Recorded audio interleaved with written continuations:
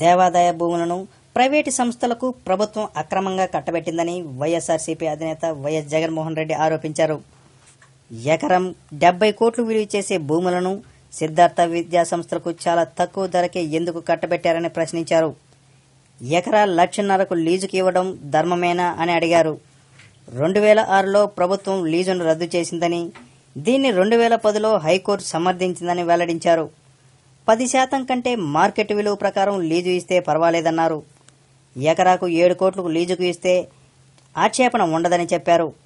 సదావర్తి భూముల్లోనూ ప్రభుత్వం ఇదే తరహాగా వ్యవహరిస్తుందని ఆరోపించారు. అన్యాక్రాంతం కాని 83 ఎకరాల భూములను ఎకరా 22 లక్షలకే అమ్మేసిందని దుయ్యపట్టారు.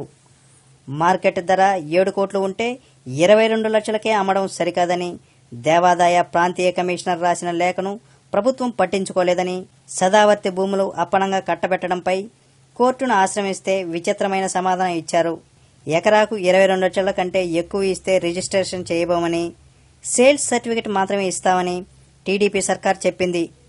అదిగో చార్మినార్, ఇదిగో సేల్స్ సర్టిఫికెట్ అన్నట్టుగా ప్రభుత్వం వ్యవహరిస్తుందని ఎద్దేవా చేశారు జగన్మోహన్ రెడ్డి. సదావర్తి భూములు పాపం ఖచ్చితంగా చంద్రబాబుకు తగులుతుందని వైఎస్ జగన్ అన్నారు. వైఎస్ జగన్ వ్యాఖ్యలను మీరు సమర్థిస్తున్నారా? అయితే ఈ వీడియోని లైక్ చేసి షేర్ చేయండి. మరిన్ని ఇంట్రెస్టింగ్ అప్డేట్స్ కోసం టీవీ9 ఫోకస్ని సబ్స్క్రైబ్ చేయండి.